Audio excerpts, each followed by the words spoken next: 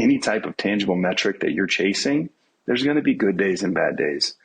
And it's trusting the process, trusting what you've done, what you're going to continue to do, and it eventually works out.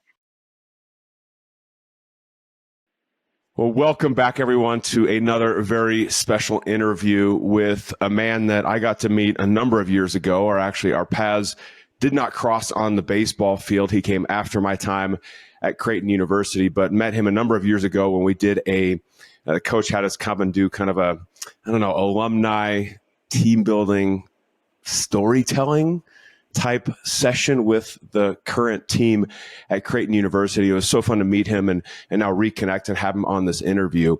So I am excited to introduce you to Pat Venditte.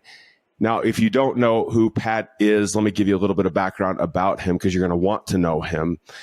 Pat played Major League Baseball with a number of different teams, including the Oakland Athletics, Toronto Blue Jays, Seattle Mariners, the Dodgers, the Giants, and the Miami Marlins. After attending Creighton University, Venditte was drafted by the New York Yankees in 2008. He signed with the Athletics as a free agent before the 2015 season and made his Major League Baseball debut that year. Now, what's interesting about Pat, and we're going to get into this a little bit, is he is still a switch pitcher. Now, what does that mean? Ambidextrous pitcher, right? I have a funny story to tell about this here in a little bit, but ambidextrous pitcher, right? He'd step up there and throw with both his left and his right arm. And they say that he was recognized as the only professional pitcher who was able to do this effectively. Back in college, he is the founder. He is the catalyst for what is called the Pat Venditte rule for ambidextrous pitchers, which means he has to call out every time that I'm pitching with my right or I'm pitching with my left. There's this great video circulating of this confusion with this switch hitter up going back and forth because Pat and he just kept switching back and forth. As I said, he attended Creighton Blue Jays or the Creighton University. He was a walk-on. His journey to the major leagues is one that we're going to dive into today. So without further ado, I could go on and on, but Pat, welcome to the interview. Thanks for taking your time. You make me sound a lot cooler than I am there. Thanks for the nice intro. Of course. Well, and so many questions for you that, we'll dive into today, but first thing I want to start out, take you down memory lane a little bit, but what's one of the best memories you have of your baseball playing days?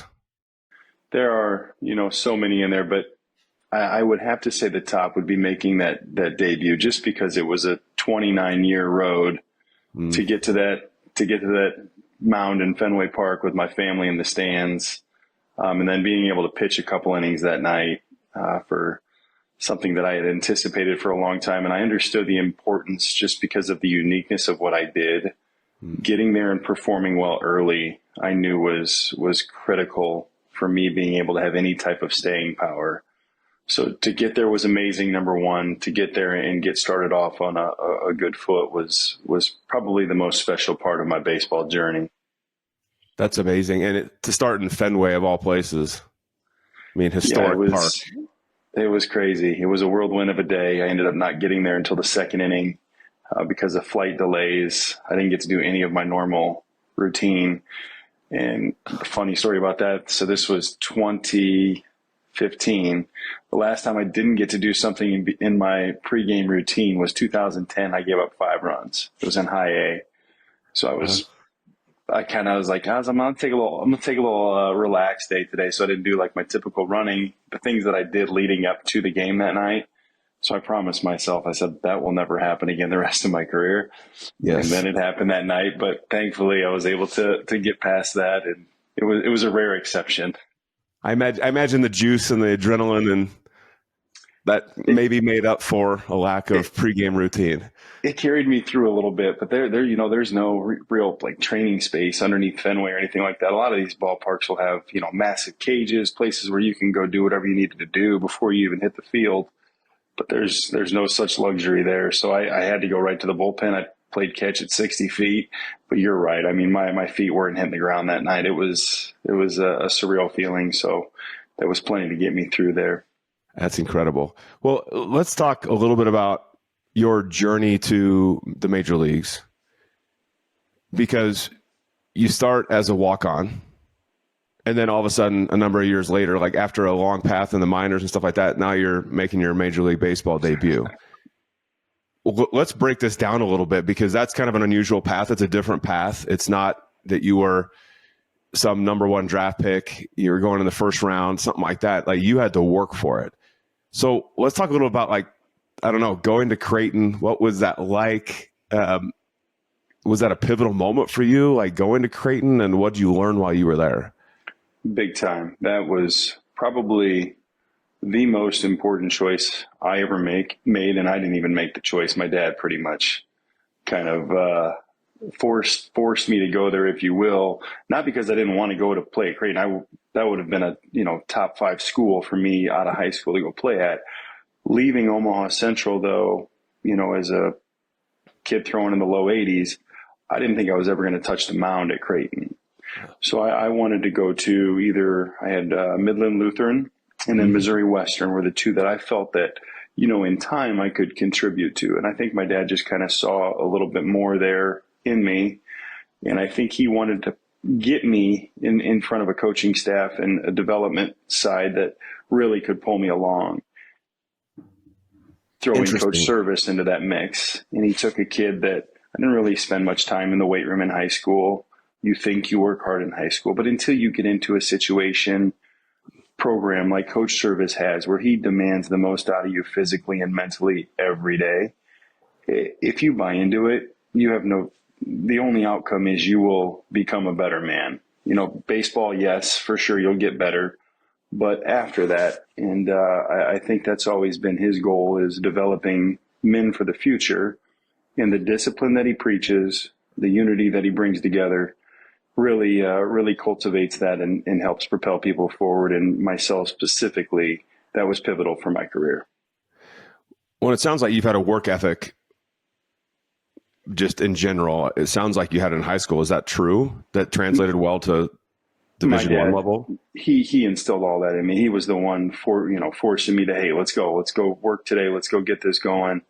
In high school, you don't always want to do that. By the time I got to be a junior and senior, then I started to kind of pull that on my own, and my dad really didn't have to do much anymore. I would just find a guy or two, and we'd either be working before school or after school in the off season, things that, I don't know if all kids do that now. I think it's a lot more prevalent today than it was 20 years ago. Yep. But my freshman and sophomore year, my dad had me, outside on the turf at the old turf up there at Central, working before school. Thank God he did, because I needed all of those hours, because I'm not the most God-given ability baseball player-wise. I needed to work. I needed it to stay hungry just to stay afloat at each of the levels I was at. And then there would eventually be a turning point. Yes. To where all that work would pay off, and then, you would become one of the better players at that level. But that's all thanks to my dad, thanks to Coach Service, the mentors that I had during those formative years when you probably don't want to work as hard as you should. Yes. I've experienced with that too, right? I think we all experience that as athletes, of some days you feel like it, some days you don't. And sometimes when you don't, it's really nice to have somebody like your dad to drag you out there sometimes, or demand the best. And it's unfortunate, because our brains, you don't realize the importance of all this until it's too late. Yeah. I'm in my 30s, and that's the first time that I look back and see all of the things that went on and the things that he did. And I'm just like, man, thank God for that, because I couldn't process that at the time, didn't see the importance of it. You don't understand that it is truly the little things that add up, the boring stuff that nobody wants to do. That's the difference. I mean, it's not these crazy training routines. It's the boring, monotonous things every day at the best of your ability. And that's what makes these elite athletes great. Let's stay on this a little bit, because when you look at, you made the transition to Creighton, obviously you're growing, developing. There's a story I read about how, tell me if this is true or not, but Coach Service, when you first got there, would not let you pitch with both hands for at least a little bit, a couple games. Yeah, it was up to me, just like pro ball too, to prove that I could do it. And I was not a very good pitcher freshman year. I was still over the top left-handed. I had a decent enough fall, though, to where I was in the mix to I made the travel roster, but then I got into that first game about 3 weeks into the season and the wheels fell off. I think I had a throwing error, a couple walks. I hit a guy, and that was pretty much the end of my freshman year. We had some guys that got hurt in May. So out of necessity, I was brought back into the mix later in the season. I got to pitch in a conference tournament. I got to pitch in a regional, but none of it was good, to the point where at the end of the year meeting, Coach Service pulled me in and had said that like Wayne State had some interest in some other Division II schools and asked if I had any interest in transferring. And I mean, I was naive at the time. I was like, no, just go play summer ball, come back here. I'll be better next year. Because I had no interest in transferring. That's a fun conversation of, hey, have you thought about these?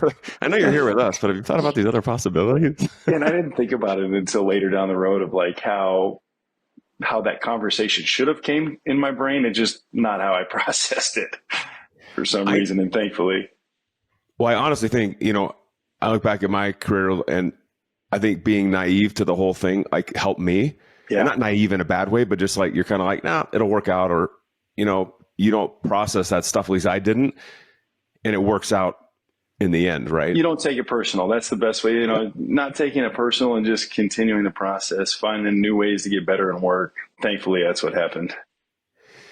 To be a switch pitcher takes a lot of confidence in throwing from both sides. And you have to develop that skill. And it appears to me that confidence plays a huge part in every athlete, right? But when you're throwing from both sides, you have to have confidence in both sides. Was there a moment where, I don't know, it clicked, or you were just like, man, I believe in the pitches I'm throwing from both left and right, where the confidence just boosted? Was it a moment, or was it just built over time? How did you build that confidence? It's interesting you say that. And sophomore year, in the fall, Coach Wyckoff dropped me down sidearm left-handed. And for some reason, something that was very difficult for me pretty much my whole life, learning to throw left-handed because I'm a natural righty, it became very comfortable.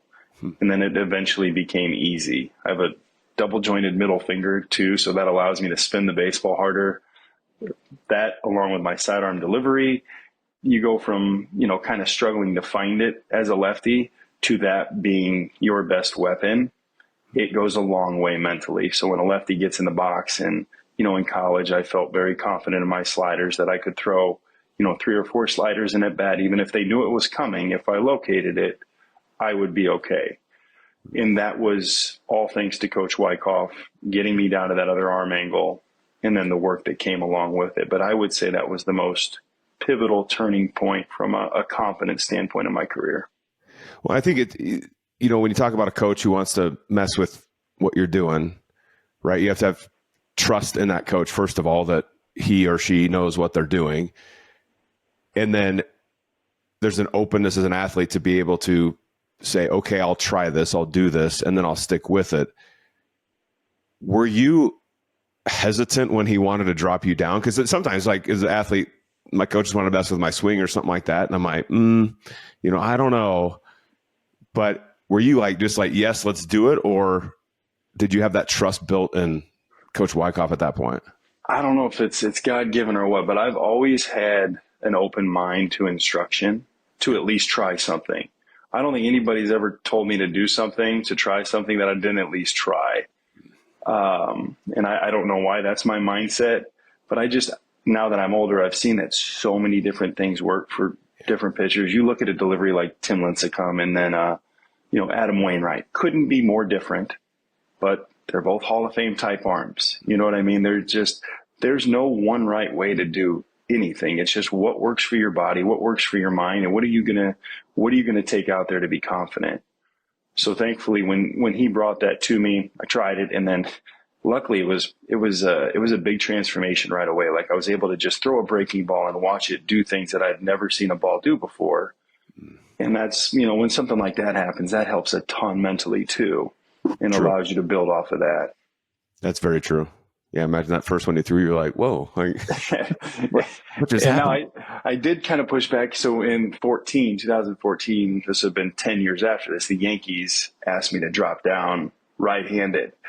But at that point, I kind of looked at, all right, if you're a drop down righty, drop down lefty, not only are you a two-handed pitcher, you're a complete freak show from both sides, and you have nowhere else to go. Because once you drop down and that doesn't work, you're out of baseball.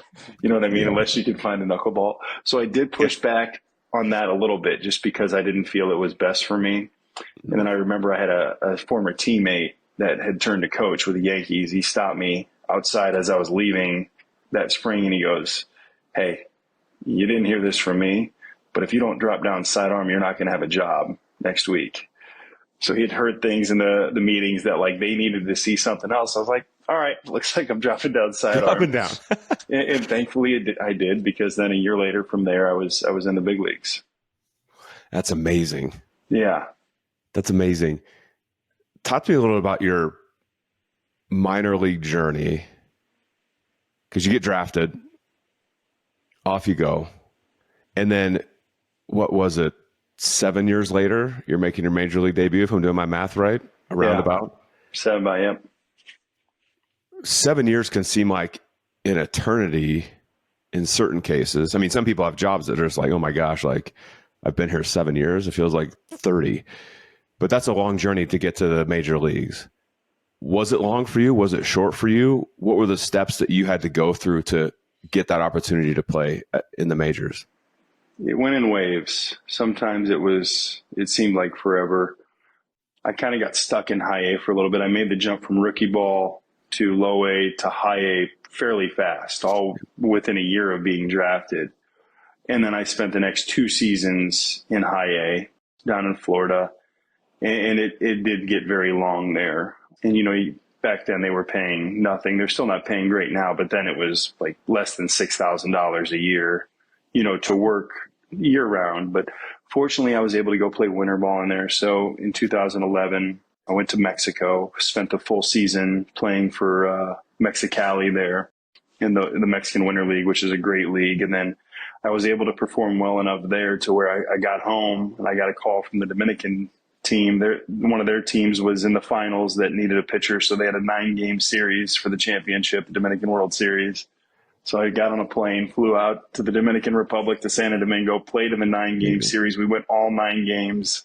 Andy Dirks ended up hitting a walk-off base hit. So we won the Dominican League championship. It was nuts.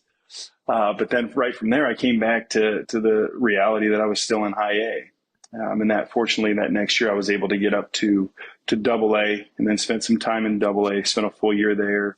And then the biggest hurdle came in 2013 when I got up to triple A for the first time. I started the year there and I blew out. I had blown out in spring training. My shoulder went out on me.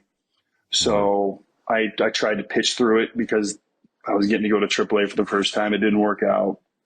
I ended up missing pretty much all of 13 and almost all of 14 all of, I'm getting my years mixed up. Maybe it was 12 and 13. Yep.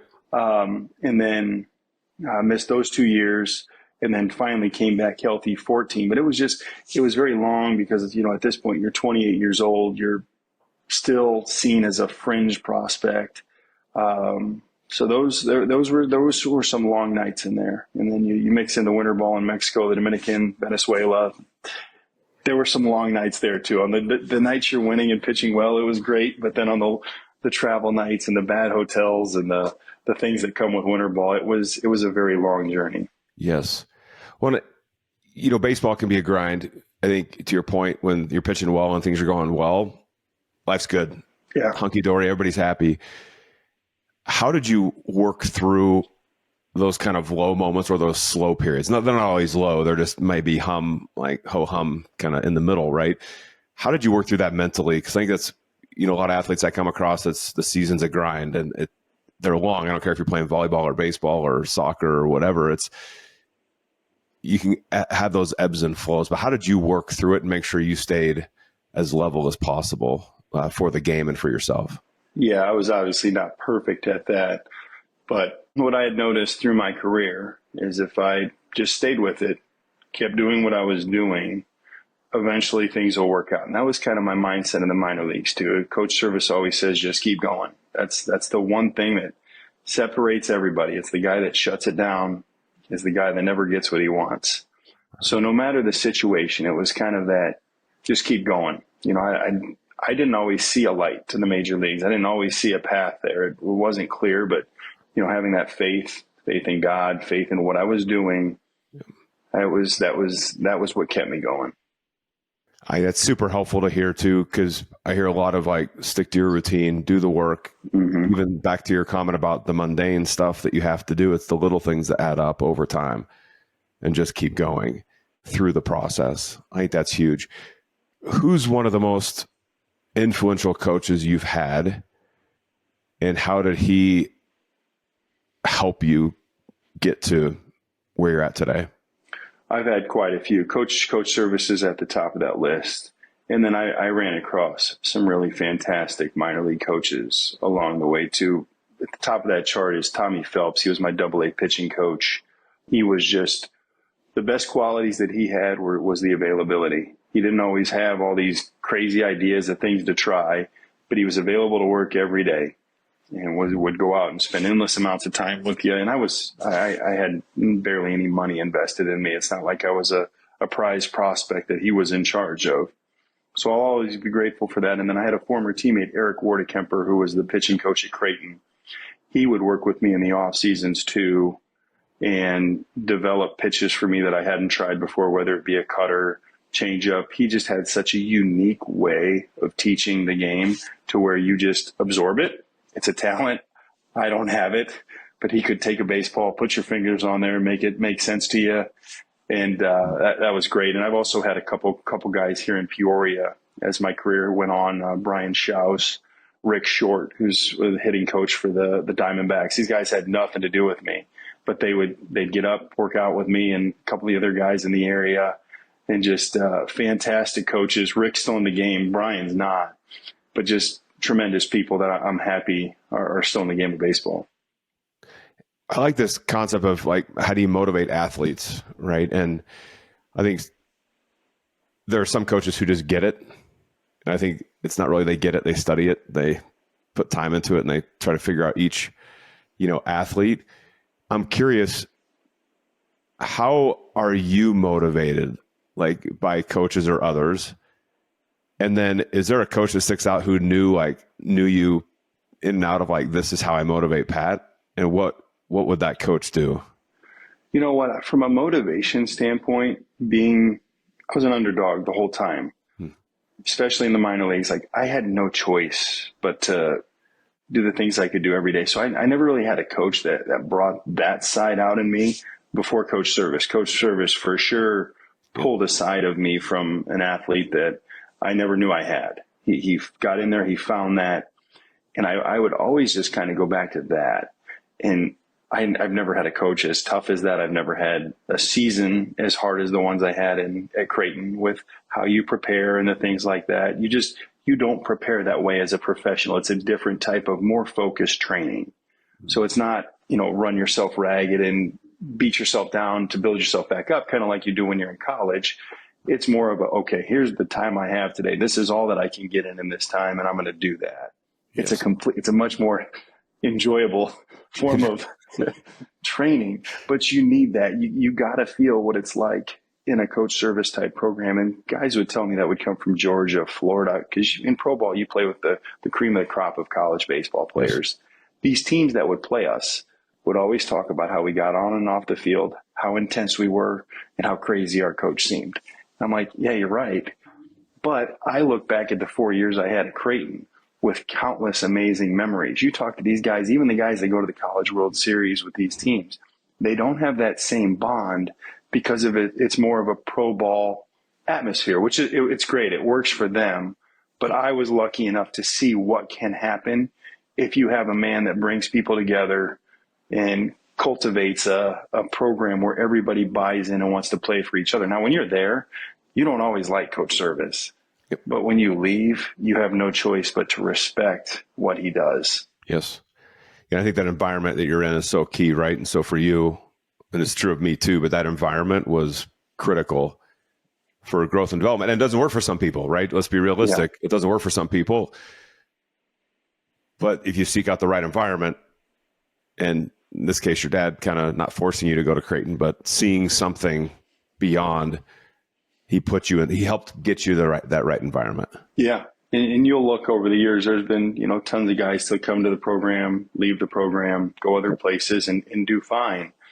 But I don't think you can argue with the kind of talent that he's had in here correlated to the amount of major league players he's had there in the last, these are guys that are they're decent baseball players, but I don't think anyone would have said Darren Ruff, Nicky Lopez are, multi-year tie block major leaguers out of high school. That was cultivated on campus and brought out the most in those guys. And I think they would agree with that too. Yes. Yeah, I think that's so true. Well, now, so you're in the major leagues now. You make your debut, Fenway. It's like storybook, Pat. Come on, it's storybook. And you're kind of working your way through and going to a couple of teams, things like that. I'm curious your opinion on this. What do you think when you look at the players you played against and with? What makes someone stick in the major leagues and get to that level, but stick at that level versus the ones who don't? What are the attributes or work ethic, or like what did you see? What did you experience that lets people get there and stay there? From a work ethic standpoint, you see a wide array of things for guys that are everyday big leaguers. You see a guy like Clayton Kershaw. There is no one more married to his routine and the things that he does and a work ethic. Probably the hardest working guy I came across in my whole career. And then you'll run across other guys that don't have to do a whole lot to be an everyday big leaguer, and they just kind of maintain what they have. So the work ethic is kind of different guy to guy. The one thing is how you deal with failure. And those guys that can push aside a 2-week slump, a month-long stretch to where in their mind, they're still the best player that's taking the field that day. And that's what I noticed. Number one, you have to have the ability, but dealing with that failure is something that is so critical in baseball, and it's so hard to do. How did you handle that? And how did you see others handle that? Because I think it's a lot of times, what I teach and talk about is around this failure concept, right? And it's easier said than done, I believe. But there's things you can do to prepare yourself to handle that stuff. So what are some things that you did if you were going through that little low period, maybe not pitching as crisp as you wanted to? How did you work through it? And then maybe other players, what did you see them do to maintain the level of confidence to walk out and be like, I'm still the best player here. I'm still the best pitcher. I'm still the best hitter. Like we're just driving a confidence right there. Like it's so incredibly hard. And that's where you have to have a foundation built up months back. You have to believe in what you were doing in November, December, January that year. You have to believe what you were doing at the start of the season. You have to believe in what you were doing the day that you failed. And now, yes, you can make little tweaks. Okay, maybe I would change something in my pregame routine, maybe throw a certain amount of pitches differently or a different number of those. But my routine and my preparation was my crutch. It was my everything, because that, for me, if I was taking the mound, knowing that I had done everything I can do to prepare for that moment, whether it be in the weight room, whether it be long tossing before the game, leading up to that in the bullpen, watching the film on the hitters, understanding each hitter I was facing, I could, what else are you going to do to prepare? Then you can handle the failure. It's obviously terrible and you hate dealing with it. But if you can put your head down at night and say, okay, I did everything I can do to be ready for that. Okay, that's fine. Now on to tomorrow. And I would keep that same process going until the end there at 35 when that was it. That's it. I like that answer because what's the saying that luck, nothing to do with luck. Luck favors the prepared, right? Yeah. And it's that preparation of you identifying, this is what I need to do to feel prepared so that when you walk in the game, and for you, it sounds like it was the pregame routine. So the way you showed up at the park, right, probably from before you got to the park. Oh, yeah. When you got to the park, when you're in the bullpen, getting ready, watching film, going through sequences, talking to the catcher, and then it's like, okay, like let it rip and we'll see what happens. Yeah, without a doubt. Did you ever reset, when you're standing on the mound and let's say you give up a home run or something like that, which probably never happened, Pat, but yeah, right. But how did you reset yourself in that moment? Was it something self-talk? Did you look at something? How did you mentally reset in that moment? That's a great question. I didn't have anything I looked at, but I had this for the longest time, and I work with some high schoolers here now. I volunteer as a pitching coach here, and I wish I would have known this in high school.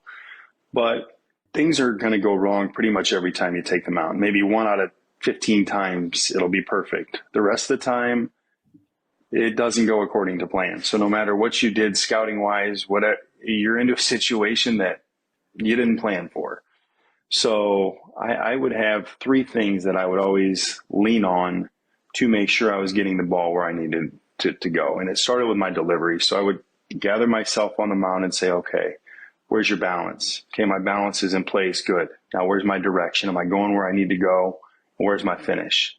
Those 3 things. Usually I would find something amiss in one of those 3 areas to correct myself and have a quick adjustment. Certain days, you just don't have it. That would be in there. And then you go into battle mode, you go into compete.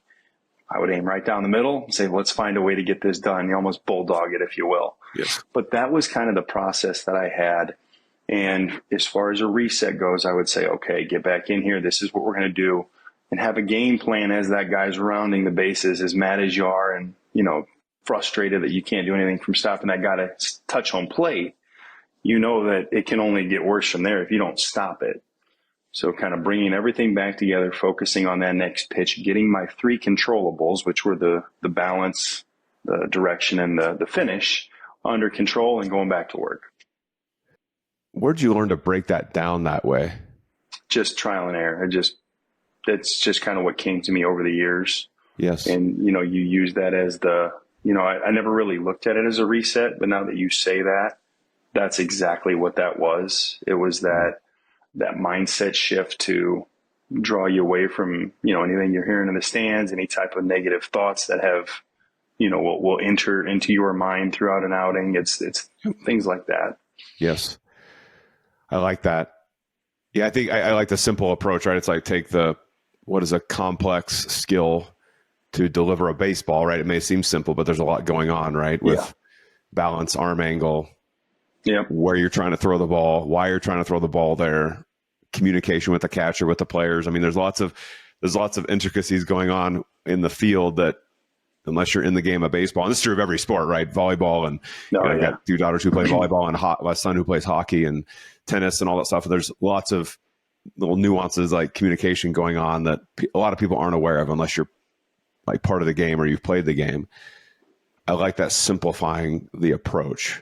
A lot of it is going on outside of your control. So just finding those controllables and doing all you can with those. And the more I talk to you about this, that's kind of what that was finding those controllables and going from there. Love that. So maybe 2 more questions. Okay. I'm going to start this one, Pat. How in the world did you learn to throw with both hands? You're a natural righty, but come on, like how? You're like I can't remember the exact stat. I'm butchering this, but maybe like 2 or maybe 3 ambidextrous pitchers to get to the majors. You're the only one who was effective with it. Where did you even learn to do that? And how did you train yourself on that? That was my dad. He was a baseball guy, still is today. He's pushing 80.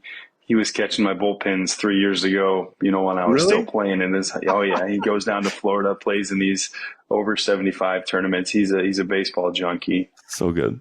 And he had the idea to he's always thinking outside the box, whether it be in business or that's the way he operates. And he thought, well, this isn't being done. So let's see if we can do this. And it's a hard thing to do, to the point to where I'm going to teach my son to throw right-handed to the best of his abilities. I think I kind of know things that my dad didn't know about strength training and development and delivery. I mean, he's 7, not great at catching a baseball, but he's got a pretty good pitching delivery because that's something I can teach him. Not a great hitter. I can't teach him how to hit that well. I'll spend time with him on it, but I can take a delivery and maximize anything he has with that. So rather than do all the things that it takes to pitch left-handed, because we haven't even got to this yet, but the hardest part of all of this is when you go maybe 3 minutes in a game where you face 3 or 4 righties in a row, you haven't touched the ball left-handed. There's runners on second and third, 2 outs in a tie game, and you need to get a slider in the zone when you haven't thrown one for 4 minutes. Like, it's a very hard thing to do. And as I got into my 30s and was starting to understand this, okay, this is stuff I need to train on the off season, to where my arm is just sitting there for several minutes. And then boom, I got to get right back in the zone. I was never able to fully command that. And I think there's a kid at Mississippi State right now too, incredible talent.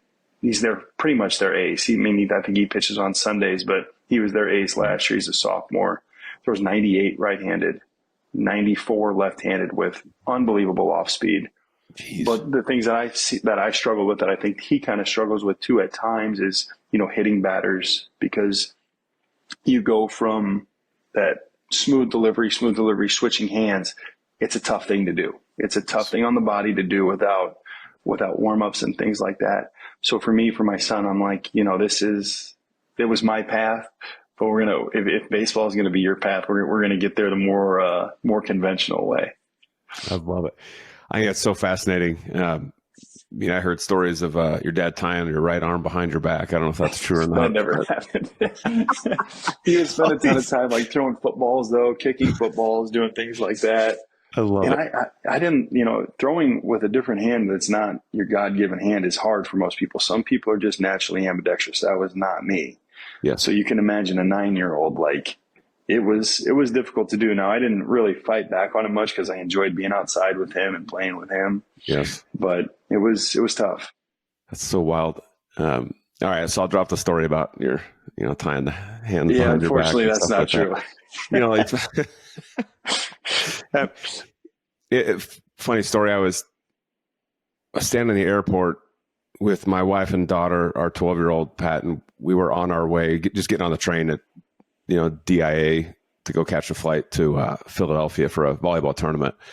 And one of the coaches from one of the upper teams was the same club, was standing there, and somehow I started talking to her, which annoys my kids because I like talking to people. But nonetheless, I was talking to her, and somehow we got on the topic of she learned in college to hit with both of her hands as a middle.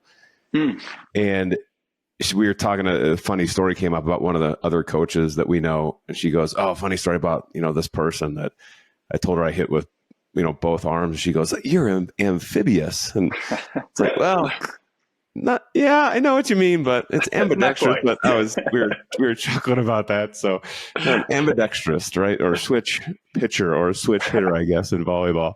But I just love that. There's a lot of athletes out there, Pat, who want to get to the highest level possible, right? And if baseball players, that's MLB. Hockey players, how do we get to the NHL? What advice would you give to those kids, maybe in high school or even at the collegiate level, who want to get to that level? What advice do you give them to position themselves to make that happen? Have a vision further down the road. It's so hard as a high school kid, as a college kid, heck, even as adults, to see past today. It's hard to see what 6 months from now will look like, 2 years, but to cultivate a program in which you're developing something not just for this week, this month, but have a longer vision. And if you are going to have that vision, you have to be obsessed with it. You have to be obsessed with baseball, unless you have top round talent, which some people are born with. Yep. But 90% of the people that play it are not born with that. So you have to love the game. You have to love to compete and love that process. So my biggest things would be, have a vision of what do you want the future to look like, and what are you going to give up now to make that happen? And there is a sacrifice. There's always a sacrifice that comes into that, whether it be, not partying, whether it be eating right for some people. There's time. It takes time. It takes sacrifice away from your friends and family, and just to be okay with that. because if it is truly something you want, it is what's for the best. And I imagine that is part of your plan, right? If I want to play in the majors, I want to get to that level, right? And stay there for a long time. Did you ever have people second guess your vision and maybe say to you, like, what's your backup plan? Because I see this a lot, Pat, of like, I'll hear coaches and teachers, and I think it's just human nature, right? There can be a tendency, I shouldn't say we always do it, there can be a tendency to like discount people's dreams, right? So, I want to go play in the major leagues. Well, that's nice. Good for you. Yeah. Have you thought about a business degree? Little things like that. What would you say to those who like have that vision, but people are second guessing it? How do you maintain that focus and vision in the process without giving into it? I think that does start with the parents too. You have to have a set of parents that no matter how crazy your idea is or how crazy the goal is, to support it. Because that's what I had. I had a mom and dad that would, help me any chance they could, whether it be in the minor leagues or before then, to chase that dream I wanted. So I had a massive support staff that not everybody has. I'm lucky to have that, number one. Number two is you're going to have doubters your entire life. When you watch these guys, even in the NBA, you listen to the talking heads talk about these guys that can't win a championship, can't do these things. These are guys making millions of dollars playing in the NBA, and half the population rips on them day in and day out on Twitter. You cannot listen to the noise. There's so many people that want to have an opinion that are not in the arena, that have the ability to now make comments and do things.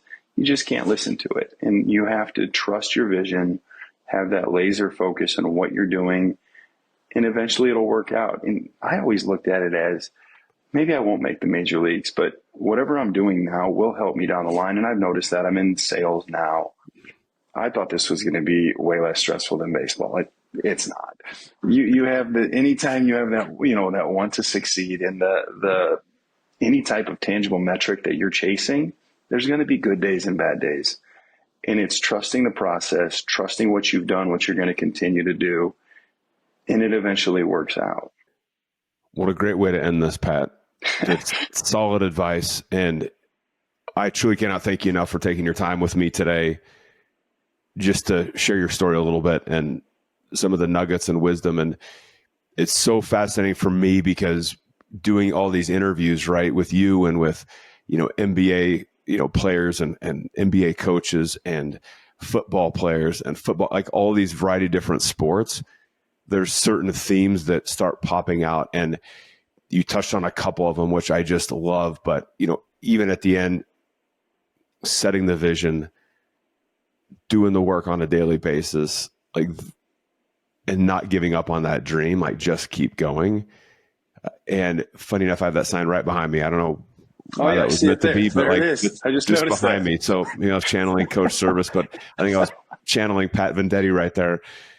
Is that a digital sign that you can just change, or has that been there the whole time?